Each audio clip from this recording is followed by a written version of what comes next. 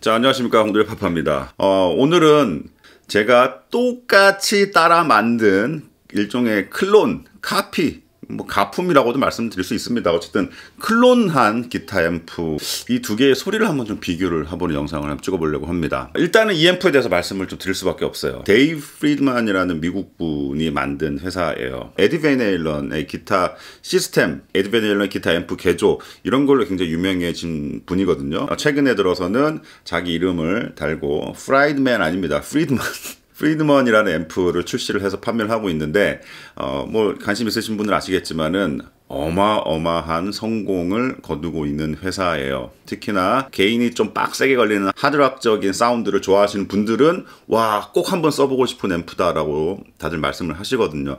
저도 굉장히 궁금했던 앰프입니다. 그런데 비싸요. 굉장히 비쌉니다. 제일 유명한 모델 BE100, 그거는 제가 도저히 뭐 구매를 할 엄두가 안 나서, 그러다가 중고 매물로 꽤 괜찮은 가격, 그것도 근데 좀 비싼 건 마찬가지예요. 하지만 BE100 그거보다는 좀 저렴하니까 제가 이걸 구매를 했거든요. 파워 쪽은 EL84 듀얼, 그러니까 뭐 20W, 25W 정도로 출력이 될 거고, 12AX7이 3R 들어갑니다. 프리드만 앰프들의 특징이 뭐냐면은 마샬 앰프를 좀 극한으로 좀 좀 개조를 한 듯한 사운드예요. 실제로 데이브 프리드만 사장님이 제일 잘하는 분야였고, 여전히 마샬 앰프 개조 그것도 하시더라고요.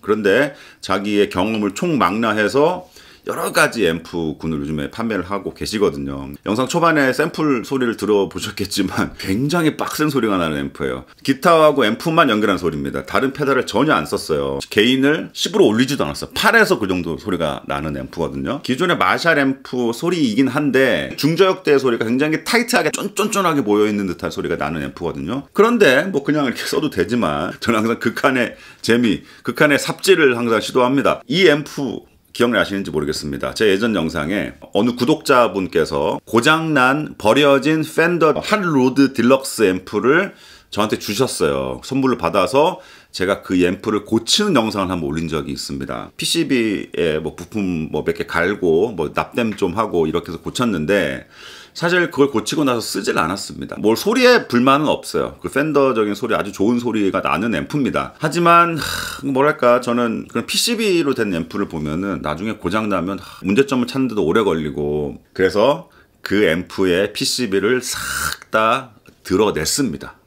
버렸어요.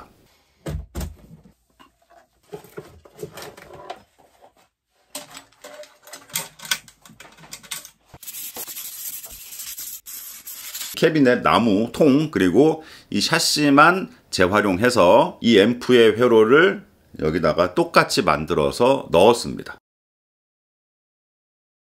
그런데 이 앰프의 회로를 정확하게 알아야 될 거 아니에요. 그래서 이거를 뜯어서 앰프의 소자들을 전부 다 측정을 했습니다. 진공관 기타 앰프, 특히 이게 전통적인 방식으로 만든 앰프들은 부품이 그렇게 많이 들어가지 않아요. 뭐 리버스 엔지니어링이라고 고차원적인 걸 한 것처럼 말씀드리지만 전혀 그렇지 않습니다. 멀티메타로 딱딱딱 몇 개 찝으면은 그 소자의 값들을 굉장히 쉽게 측정을 할 수가 있어요. 그래서 결국에는 이 녀석의 회로도를 제가 그려내고, 레이아웃도, 사실 레이아웃은 이 녀석도 어차피 마샬 스타일입니다. 이쪽에 다 비슷하게 만들어요. 혹시나 뭐 따라서 만드실 분 있을 수도 있으니까 제가 영상 더보기란에 제가 그려놓은 회로도와 이 레이아웃은 PDF로 올려드리도록 하겠습니다. 하지만 자기 책임 하에 만드셔야 됩니다. 초보자분들은 하지 마세요. 진공관 앰프는 전압이 굉장히 높게 걸리는 회로예요. 그래서 자칫 잘못하다가 감전이 되는 경우에 굉장히 위험할 수 있습니다. 조금만 좀 쳐볼게요.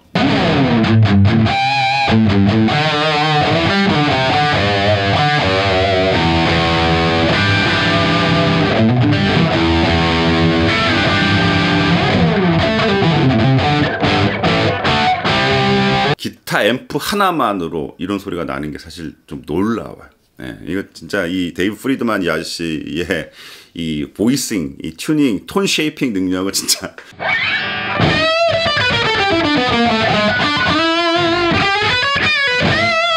깁슨 말고 싱글 픽업으로도 한번 좀 쳐볼게요. 요 기타는 오늘 영상을 위해서 헨스 기타에서 협찬을 해주셨습니다. 박수!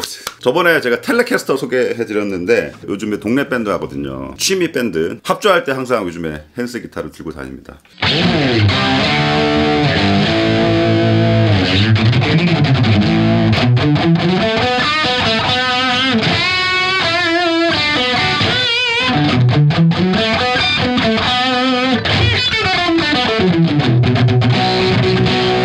험버커 기타는 기타 자체가 중저음이 좀 쫀쫀하게 나가니까 그런 소리가 난다고 치는데 이 싱글 픽업 기타에서 이렇게 단단한 소리가 나는 게 쉽지 않아요, 사실.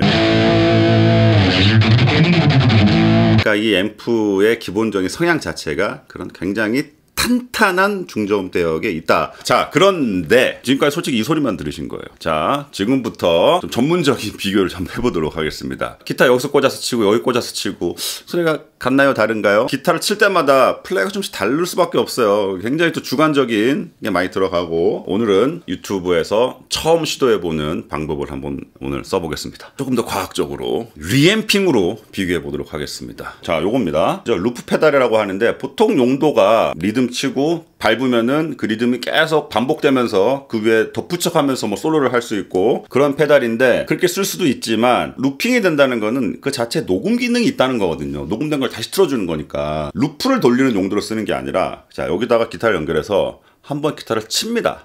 그러면 얘를 녹음을 해요. 플레이 버튼을 누르면은 그 녹음된 거를 계속 플레이할 수 있거든요. 여기다 연결해서 또 여기다 연결해서 같은 플레이를 가지고 앰프만 바꿔서 비교를 해볼 수가 있는 거죠. 그러니까 지금은 모니터 용도로 그냥 앰프 연결해 놓긴 했어요. 나중에 이 소리를 여기다가 따로따로 집어넣어서 한번 분석을 한번 해볼게요.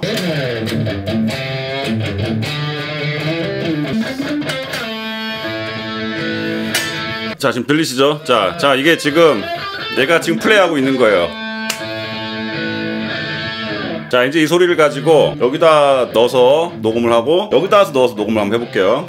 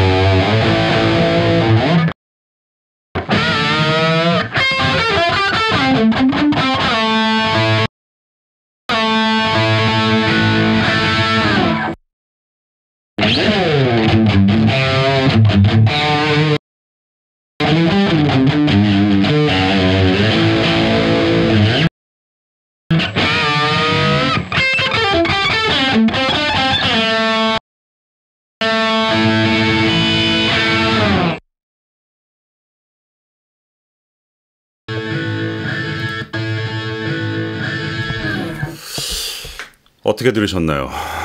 특히 아날로그 회로에 들어가는 부품들은 편차가 상당히 있습니다. 뭐 캐패시터도 오차가 크고, 가변장이 몇 도로 돌렸을 때 그 가변저항 값이 다 동일하지 않거든요. 그 지금 두 개 앰프의 EQ 세팅은 조금 달라요. 제가 귀로 들으면서 같은 소리가 나도록 맞춰놨거든요. 결과적으로 나오는 소리는 솔직히 좀 구분이 어려운 건 좀 사실입니다.